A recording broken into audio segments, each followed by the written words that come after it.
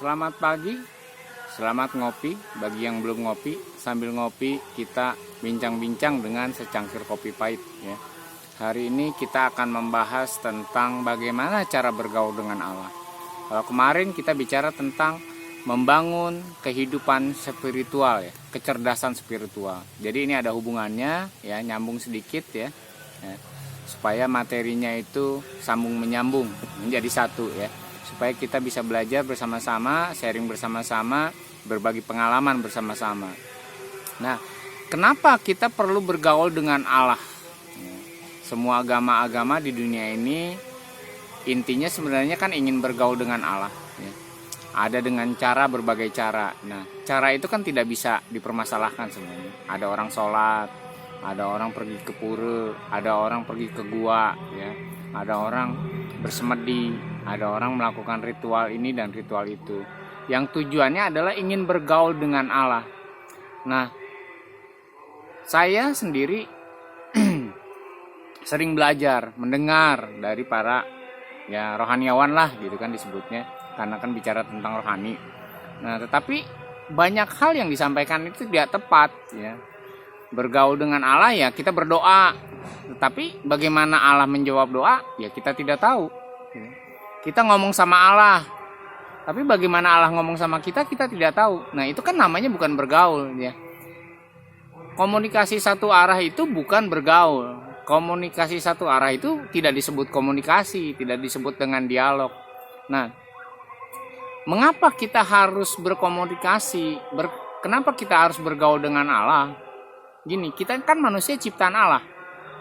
Ya, kalau kita tidak berkomunikasi, mana tahu tujuan kita itu apa? Ya, semua orang ya itu akan mengatakan tujuan kita untuk kemuliaan Allah, betul. Tapi itu random, bersifat umum. Tetapi ada tujuan khusus untuk setiap manusia. Kenapa saya misalnya orang Sunda, ya, keturunan Sunda dan keturunan Tionghoa. Kenapa saya jadi petani, gitu kan? Nah, itu kan ada tujuan-tujuan khusus dan tidak semua orang. Saya punya teman-teman petani ratusan ribuan orang, tetapi berbeda-beda, gitu kan? Tempatnya berbeda-beda, gitu kan? Tinggalnya berbeda-beda. Penghasilannya berbeda-beda gitu kan, ibaratnya rezekinya berbeda-beda. Nah, itu kan yang harus kita pahami. Kenapa saya ada di sini? Ya, itulah tujuannya kita berkomunikasi dengan Allah, supaya kita mengerti tujuan hidup kita secara spesifik. Ya, bukan tujuan umum ya. Kalau saudara pernah kuliah pasti ada tujuan umum dan tujuan khusus gitu kan ya. Ini yang harus kita pahami ya, tentang kenapa kita bergaul dengan Allah. Nah, tetapi tidak semua orang mengerti.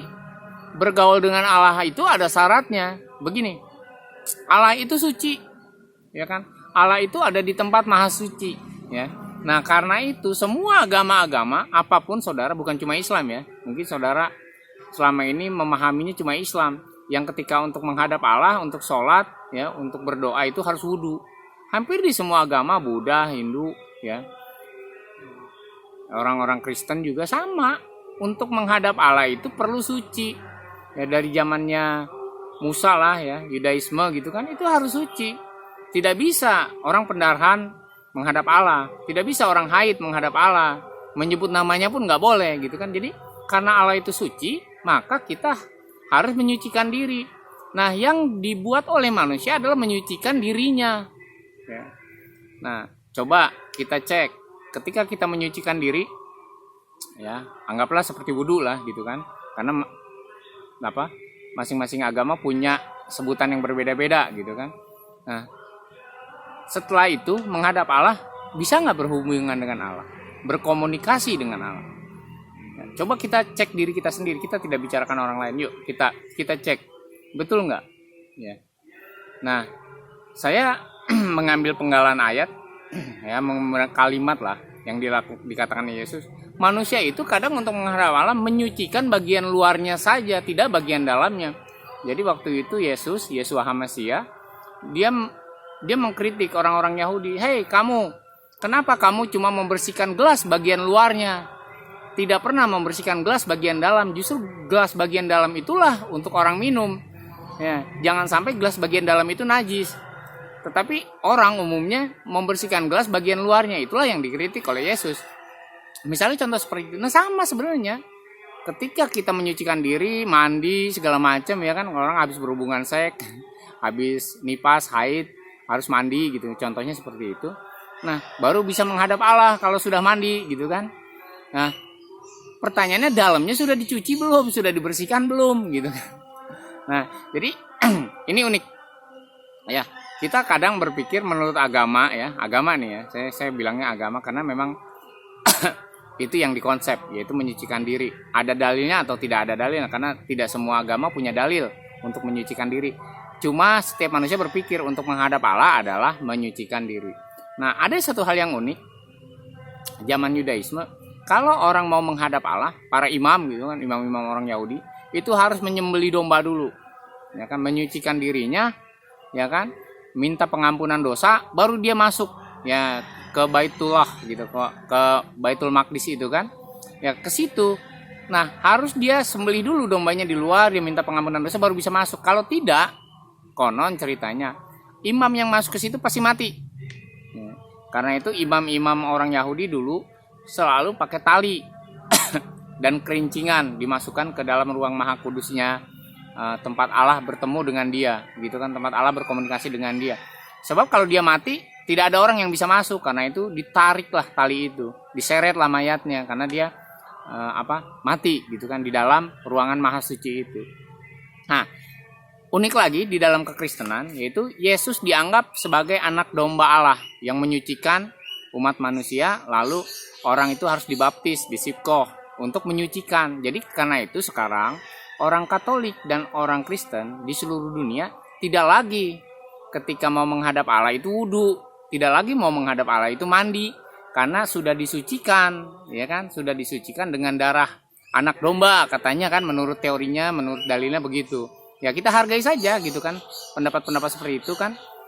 Karena saya ngomong gini karena saya tidak tahu saudara yang menyimak tuh agamanya apa, keyakinannya apa. Jadi saya hanya menceritakan masing-masing, setiap agama itu punya dalilnya masing-masing. Nah karena itu orang Kristen tidak pernah habis berhubungan seks mau menghadap Allah ya tidak pernah berwudu, tidak pernah mandi gitu kan. Orang lagi haid dia berdoa ya berdoa saja, karena yang disucikan itu hatinya, yang disucikan itu pikirannya oleh darah anak domba. Sama seperti zamannya Yudaisme dulu, Musa kalau mau ketemu Allah dia bakar-bakaran, Ibrahim gitu kan, kalau mau dia ngasih persembahan gitu kan. Makanya dulu Ibrahim diminta untuk ngasih persembahan anaknya kan, seperti itu. Karena untuk menghadap Allah itu harus minta pengampunan dosa, dan pengampunan dosa itu harus dilakukan dengan persembahan-persembahan, yaitu menyembelih gitu kan. Di zaman dulu ya mungkin di Al-Quran dicatat pada zaman-zaman dulu gitu, zaman Yudaismenya ya ada di situ ya, harus kalau menebus segala sesuatu ya harus potong burung merpati, harus potong domba, harus potong ya kambing gitu kan, untuk melakukan penebusan ya kan. Ya ketika anak baru lahir juga dilakukan penebusan gitu kan, supaya yang namanya akikah segala macam ya, itu contoh-contoh untuk menyucikan hati. Penebusan-penebusan yang dilakukan kalau di dalam kekristenan tadi penebusannya oleh Yesus Kristus, sehingga orang tidak lagi perlu mandi, tidak perlu junub, tidak perlu itu ya. Ya itu menurut pandangan setiap orang, dan pandangan setiap ajaran agama kan berbeda. Tapi intinya satu, saya cuma mau ngomong ini satu. Untuk menghadap Allah itu perlu kesucian. Bukan kesucian jasmaninya saja, tetapi kesucian hatinya. Nah pertanyaannya, sudahkah hati kita disucikan? Ya. Jangan-jangan kita sering berkomunikasi dengan Allah, tetapi karena kita tidak pernah mendengar suara Allah, hati kita memang tidak suci. Kenapa? Perlu rekonsiliasi. Adam dan Hawa itu memberontak terhadap Allah. Dosanya cuma satu, tetapi Allah marah dan diusir dari Taman Eden ya, Firdaus gitu kan ceritanya. Nah itu untuk bisa mendengar suara Allah lagi itu repot, untuk bisa berkomunikasi dengan Allah itu repot, harus selalu bikin persembahan segala macam ya kan. Nah itu yang semua dilakukan oleh berdoa. Tetapi pertanyaannya, Allah sudah ngomong nggak sama kita? Berkomunikasikah Allah dengan kita ketika kita berkomunikasi dengan Allah? Nah ini yang jarang diajarkan di dalam dunia agama. Buddha mendapat pencerahan, tapi hanya Buddhanya saja. Umatnya udah dapat pencerahan belum? Kan yang berkomunikasi dengan Allah Buddhanya misalnya. Nah nabi-nabi juga ya, yang berhubungan dengan Allah kok nabi-nabinya, umatnya bisa nggak berhubungan dengan Allah? Kan itu yang menjadi pertanyaan kita. Ya mungkin saya pernah bertemu dengan seseorang, kok cuma nabi aja sih yang bisa bertemu malaikat Jibril? Saya juga kan orang muslim, boleh dong, punya hak dong. Kenapa Allah tidak ketemu dengan saya? Nah, contoh itu hal yang menggelitik ya. Kenapa Jibril cuma ketemu dengan nabi saja, tidak ketemu dengan saya? Ya kan? Hal-hal seperti itu yang ya boleh dikritisi, boleh dipertanyakan ya, tapi kita tidak pernah tahu jawabannya kenapa. Ya, tapi saya mau jelaskan. Ini adalah hal yang harus penting dalam kita berkomunikasi. Nah, yang kedua tadi, pertama adalah kesucian. Yang kedua adalah berkomunikasi kepada Allah itu di dalam roh, bukan di dalam jasmani. Jadi semua manusia punya ritual, dan setiap ritual keagamaan itu punya gerakan. Ada yang loncat-loncat, nari-nari, ada yang sujud terus, ada yang sujud bangun gitu kan. Ya itu tidak apa-apa kan, menurut aturannya masing-masing. Dan kita hargai semuanya. Itu pertanyaannya, di dalam rohnya apa di dalam badannya gitu loh. Misalnya kenapa orang sujud menghadap Allah? Hampir semua sujud itu ada di dalam penyembahan kepada Allah. Kenapa? Sujud itu menunjukkan rasa tunduk dan hormat. Orang yang tidak sujud itu artinya tidak tunduk dan tidak hormat. Tetapi apakah dia berkomunikasi dengan Allah? Dia ngomong nih ketika sujud. Allah ngomong gak sama dia? Nah, kalau itu tidak terjadi, maka tidak ada dialog, tidak ada komunikasi. Yang adanya cuma cerita aja, kayak orang curhat di medsos, mau dibalas apa enggak ya terserah, pokoknya saya sudah curhat gitu kan. Nah, itulah hal penting, kita harus berkomunikasi dengan Allah di dalam roh kita. Karena itu pada sesi sebelumnya adalah membangun kecerdasan spiritual. Orang yang belajar agama belum tentu punya kecerdasan spiritual, tetapi orang yang mempunyai kecerdasan spiritual, dia bisa berkomunikasi dengan Allah ya. Nah, pertanyaannya, apa tujuan kita berkomunikasi, bergaul dengan Allah? Kan gitu. Nah, baru kita masuk ke yang ketiga, yaitu adalah kita supaya tahu kehendak Allah. Nah, kehendak Allah itu dibagi dalam dua. Yang pertama melalui firman Allah yang kita baca, kita dengar ya dari ulama-ulama, dari rohaniawan, itu adalah kehendak Allah yang kita dengar. Ya, walaupun nanti sebenarnya ada juga tafsiran-tafsiran manusia yang bisa saja salah, bisa saja benar. Namanya juga tafsiran, dan kita menghargai semua tafsiran-tafsiran manusia. Apakah Allah inginnya gini atau Allahnya inginnya gitu kan? Ya. Ya, contoh tafsiran orang berzina dirajam. Nah, itu kehendak manusia atau kehendak Allah? Ya kan? Gitu kan, misalnya contohnya gitu kan. Ya kita hargai saja bahwa setiap orang berdosa harus dirajam, ya setiap orang mencuri juga harus dipotong tangannya gitu. Misalnya seperti itu kan tafsiran-tafsiran. Ya. Nah, jadi anak kecil pun kalau dia mencuri ya dipotong tangannya misalnya. Itu kan tafsiran. Jadi kita hargai semua tafsiran karena itu sifatnya manusiawi, ya, manusia bukannya Allah sendiri. Nah, kita kembalikan lagi kepada Allah. Nah, firman-Nya itu kan Allah bicara melalui kita melalui firman. Firman itu tertulis, kita baca, kita dengar. Nah, itu salah satu komunikasi Allah kepada manusia, tapi bersifat umum. Jadi kalau ada 1000 orang dengerin Agim, ya Agim ngomongnya kepada 1000 orang itu. Ya kan, dengan materi yang sama, ucapan yang sama, firman Allahnya yang sama gitu kan. Kan yang dengar juga ada yang petani, ada yang nelayan, ada yang ibu rumah tangga, ada yang lagi punya masalah, ada yang lagi kaya, ada yang lagi miskin. Nah, itu kan hanya mendengarkan ya. Tetapi itu menjadi petunjuk, karena itu firman Allah adalah petunjuk, pelita bagi jalan hidup kita. Itu satu, Allah bicara melalui kita melalui firman. Nah, yang kedua adalah melalui rohnya yang ngomong sama kita. Nah, unik ya kan, misalnya dulu Nabi Muhammad dia ingin berhubungan dengan Allah, ya dia bersemedi di Gua Hira ibaratnya. Lalu Buddha ya dia bersemedi di bawah pohon Bodhi, maka disebutnya Buddha kan. Nah, itu banyak lagi. Terus orang misalnya menjadi biarawan, menjadi biksu ya kan, karena ingin terhubung terus dengan Allah. Tapi pertanyaannya, sudahkah menemukan Allah ketika bersemedi gitu kan? Sudahkah mendengar suara Allah, pencerahan? Nah, kenapa hanya orang-orang tertentu yang dianggap memiliki pencerahan? Kita tidak. Ya kan? Seharusnya kita juga harus memiliki pencerahan, bisa bicara dengan Allah. Nah, di dalam sejarah nabi-nabi yang kita kenal, ya, misalnya di dalam Yudaisme, Kristen dan Islam, ya, ada unik bahwa nabi-nabi itu ada yang bertemu langsung dengan Allah, bisa ngomong langsung dengan Allah, ada yang melalui perantaran malaikat. Contoh yang melalui perantaran malaikat adalah Nabi Muhammad ya, Nabi Muhammad ya, bagi saudara yang muslim. Nah, tidak dijelaskan kenapa, karena di dalam nabi-nabi sebelumnya justru Allah ngomong melalui manusia langsung berhadapan muka dengan muka gitu kan. Seperti Musa, Ibrahim, Daud, Sulaiman, semuanya itu kalau Allah ngomong yang ngomong langsung, tidak ngutus malaikat gitu kan. Nah, tetapi hanya Nabi Muhammad yang ditemui oleh malaikat bertemu ya. Ada mungkin nabi yang tapi bukan nabi, Yusuf, ibunya Yesus gitu, ibunya Isa Al-Masih, Yusuf itu ditemui malaikat.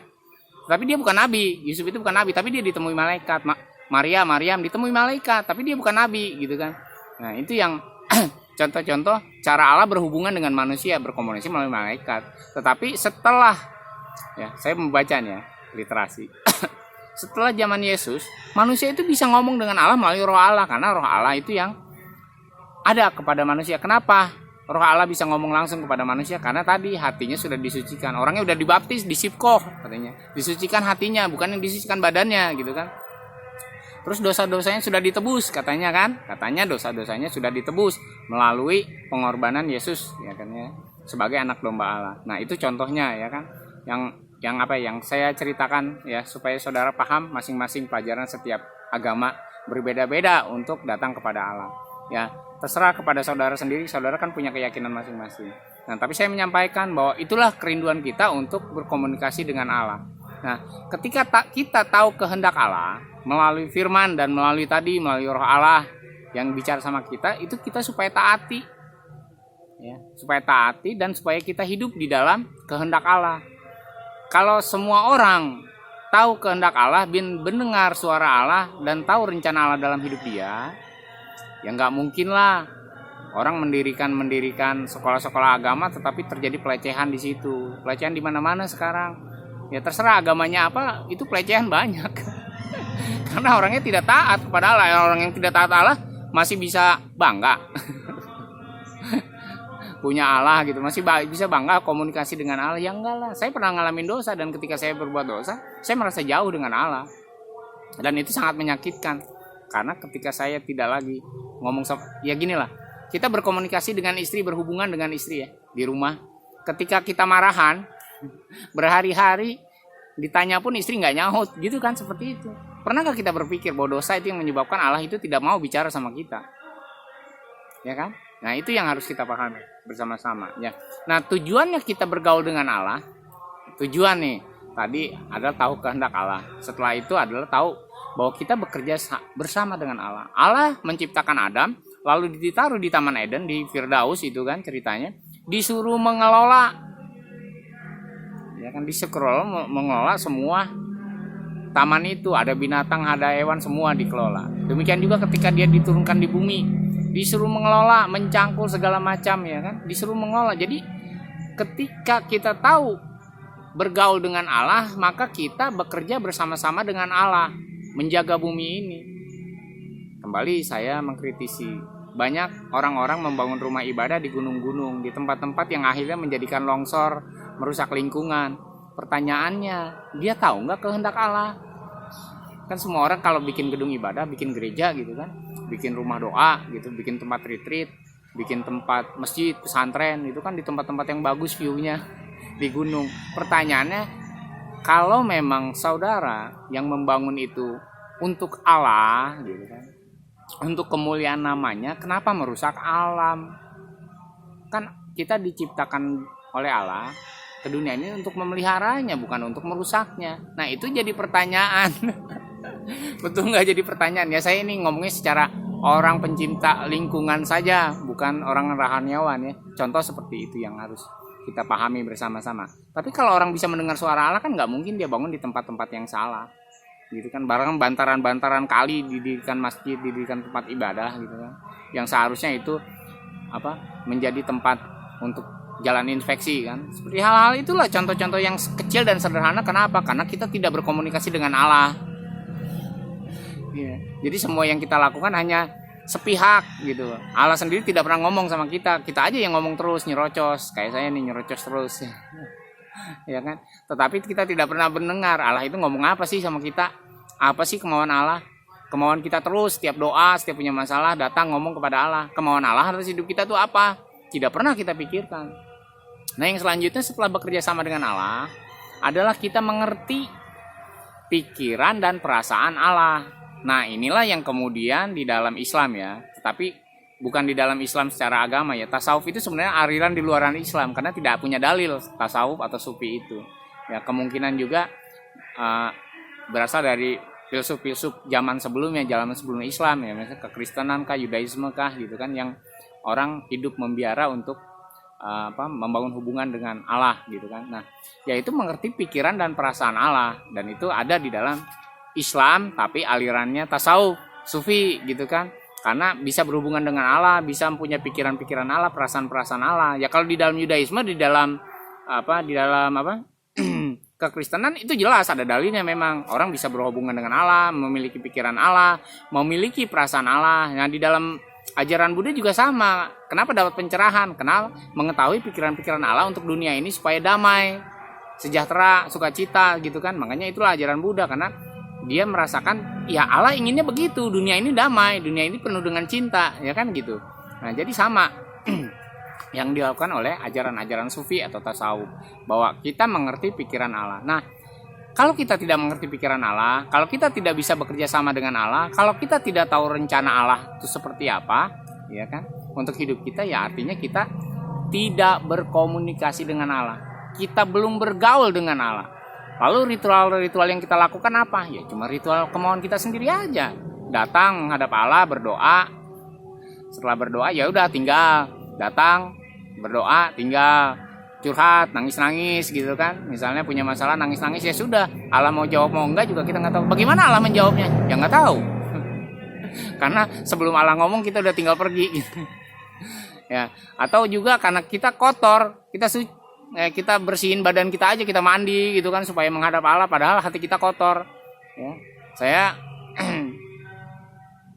ada beberapa yang saya kritisi teman, hatinya kotor tapi dia punya masalah. Ya mungkin karena dia punya masalah karena memang hatinya yang kotor gitu kan. Lalu dia menghadap Allah nangis-nangis, kau bereskan dulu lah hatimu, nggak usah doa sama Allah. Ya mungkin ekstrim ya saya ya. Kenapa? Ya kalau hatinya kotor gimana sih Allah mau dengar dia? Kan hati yang kotor itu penuh dengan penipuan, tipu muslihat gitu kan. Tapi ini minta sama Allah, minta tolong. Kan lucu, Allah juga, lu siapa gitu kan? Kok tiba-tiba minta tolongnya ke gue gitu ibaratnya. Tetapi hidupmu tidak bersih, tidak suci. Nah, itu yang harus kita kita renungkan bersama. Ya, ini bukan tausiah karena ini bukan bicara tentang satu keyakinan, tetapi ini bicara secara umum bahwa bagaimana kita bergaul Allah. Itu tadi, untuk bisa bergaul dengan Allah kita harus suci dulu, suci dan disucikan. Bukan cuma lahirnya mandi gitu misalnya, tapi juga batinnya. Kalau batinnya tidak suci tidak bisa. Saya ngomong sekali lagi, kalau batinnya tidak suci tidak bisa berkomunikasi dengan Allah. Ya, makanya di dalam ajaran kekristenan itu disucikan dengan darah Yesus katanya kan, seperti itu kan. Nah, itu ajaran dalilnya. Terus harus komunikasi itu ya di dalam roh kita. Manusia punya roh, ingat, manusia punya roh. Ya, Allah itu adalah roh, komunikasinya di dalam roh, bukan di dalam ya ngomong bisa ya, Allah bisa mengerti omongan kita, tapi di dalam roh itu yang terpenting. Kalau roh kita tidak berfungsi, mati karena dosa, ya tidak bisa berkomunikasi dengan Allah. Adam, siapa lagi, Daud tuh bisa ngomong sama Allah, Ibrahim, Musa semua bisa ngomong karena Allahnya rohnya berfungsi, hidup kembali rohnya karena telah terjadi rekonsiliasi dengan Allah, maka rohnya bisa difungsikan kembali. Dan selanjutnya setelah bisa komunikasi di dalam roh adalah tahu kehendak Allah. Kalau nggak tahu kehendak Allah ya tidak yakin kita berkomunikasi, bergaul dengan Allah. Lalu bekerja bersama dengan Allah, menjaga manusia, menyayangi setiap orang. Itu adalah bekerja sama dengan Allah. Karena kita wakil Allah di muka bumi. Kalau di dalam Islam dikatakan sebagai khalifah, ya wakilnya dong, memelihara, bukan menghancurkan, bukan ngebom. Ya kan? Orang disuruh memelihara kok menghancurkan, gimana sih? Disuruh menyelamatkan orang malah yang membunuh orang kafir kan? Juga yang aneh gitu kan. Kalau kita wakil Allah kok di muka bumi ini sebagai khalifah, dan saya setuju itu. Ya. Terus yang selanjutnya mengerti pikiran dan perasaan Allah. Kalau saudara tidak mengerti pikiran dan perasaan Allah, jangan ngomong lah, itu nonsen. Katanya bisa bergaul dengan Allah. Jadi itu yang saya sampaikan supaya pahami, dengarkan ulang-ulang ya, simak berulang-ulang, di-download boleh silakan, dikasih komentar boleh.